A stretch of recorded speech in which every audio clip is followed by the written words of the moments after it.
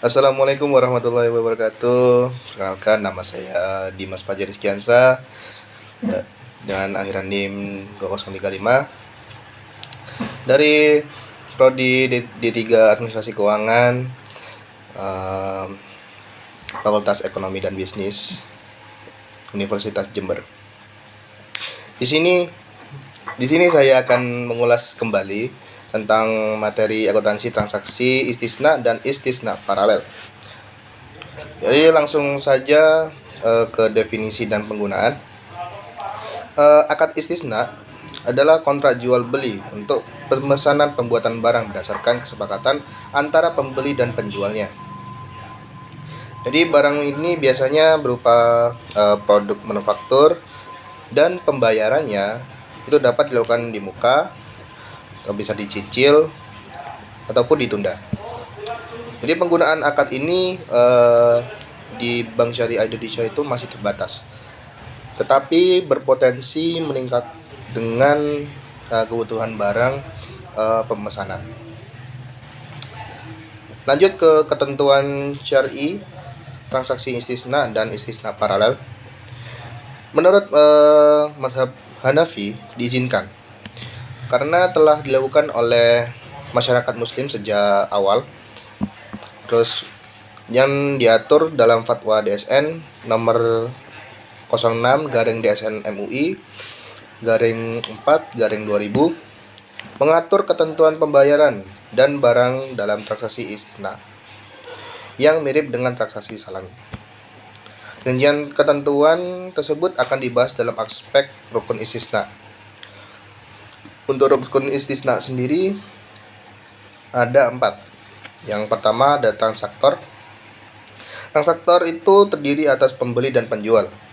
Nah, kedua transaktor disyaratkan memiliki kompetensi berupa akil balik atau akal sehat dan kemampuan memilih dan kemampuan memilih yang optimal seperti tidak gila, terus sedang tidak dipaksa dan lain-lain sejenisnya.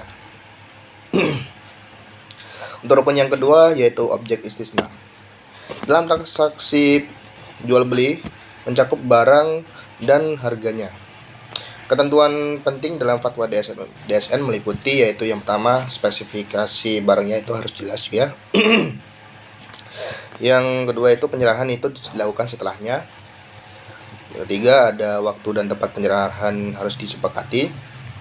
Terus yang keempat, pembeli tidak boleh menjual dan sebelum menerima barang. Yang kelima yaitu tidak boleh menukar barang kecuali sejenis sesuai kesepakatan. Yang terakhir yaitu memerlukan proses pembuatan setelah akad. Jadi barang ini harus sesuai spesifikasi pemesanan, bukan dari barang massal. Rukun istisna yang ketiga yaitu akad ijab qabul dalam istisna, yaitu penyataan dari penjual dan pembeli yang dapat dilakukan secara lisan, isyarah, tindakan ataupun tulisan. Ini menunjukkan keridhaan kedua belah pihak untuk menjual dan membeli barang istisna menurut PSAK 104 paragraf 12. Istisna tidak bisa dibatalkan kecuali kedua belah pihak ini setuju untuk menghentikannya dan akad batal demi hukum karena timbul hukum yang dapat menghalangi pelaksana atau penyelesaian akad. Rukun transaksi istisna paralel.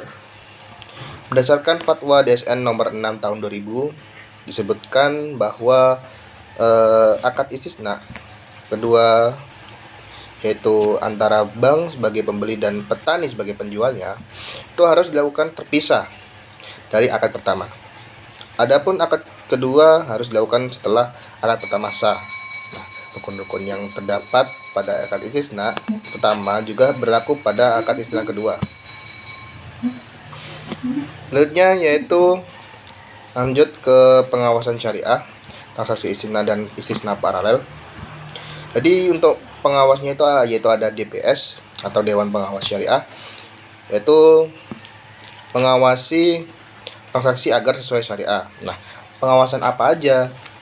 Pengawasan itu mencakup memastikan barang ini halal, terus meneliti kesesuaian pesanan dan kriteria barang, terus memisahkan akad istisna dan paralelnya, dan terakhir menjamin akad mengikat batal hanya dengan kesepakatan atau halangan hukum. Jadi bank syariah ini harus hati-hati ya. Jadi harus hati-hati untuk menjaga administrasinya dan menyediakan dokumen untuk DPS-nya. Selanjutnya ada alur transaksi istisna dan istisna paralel. Yang pertama yaitu langkah pertama, ada nasabah atau pembeli melakukan negosiasi dan memesan sebuah barang, yaitu bangunan ya, kepada bank syariah yang bertindak sebagai sya'ni atau penjualnya. Terus langkah yang kedua yaitu untuk memenuhi pesanan dari nasabah, bank syariah ini mencari pemasok atau kontraktor dan menandatangani akad istisna yang kedua. Inilah yang disebut dengan istisna paralel. Penting untuk dicatat bahwa akad ini terpisah dan independen dari akad pertamanya.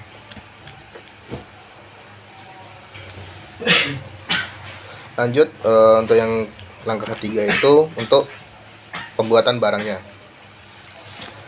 Lanjut ke langkah keempat, yaitu pemasok mengirimkan tagihan kepada bank syariah sesuai dengan termin atau tingkat penyelesaian pekerjaan yang telah disepakati. Langkah yang kelima yaitu bank syariah melakukan pembayaran tagihan tersebut kepada pemasok. Terus langkah yang keenam itu bank syariah melakukan penagihan kepada nasabah atau pembelinya berdasarkan kesepakatan termin dalam akad pertama. Yang ketujuh yaitu melakukan nasabah ini melakukan pembayaran kepada bank syariah. Terus yang langkah yang ke-8 itu sebagai bukti bank dapat mengirimkan dokumen pengiriman kepada nasabah. Terus langkah yang terakhir yaitu langkah yang ke-9, yaitu setelah semua termin terbayar, nah bank syariah itu melakukan pelunasan akhir kepada yang pemasok yang menandakan berakhirnya akad keduanya. Jadi kesimpulannya, akuntansi transaksi istisna dan istisna paralel menekankan pentingnya pencatatan sesuai prinsip syariah, di mana istisna itu merupakan akad jual beli berdasarkan pesanan antara pembeli dan penjual, sedangkan istisna paralel itu melibatkan akad baru antara penjual dengan pihak ketiga untuk memenuhi pesanan tersebut. Dengan penerapan akuntansi yang transparan, pengakuan pendapatan sesuai tahap pekerjaan, serta kepatuhan terhadap aturan syariah, kedua akad ini mampu meningkatkan kepercayaan, memberikan manfaat bagi semua pihak, dan mendukung keberlanjutan kegiatan usaha. Mungkin itu saja yang dapat saya sampaikan ya. Kurang lebihnya itu mohon maaf. Assalamualaikum warahmatullahi wabarakatuh.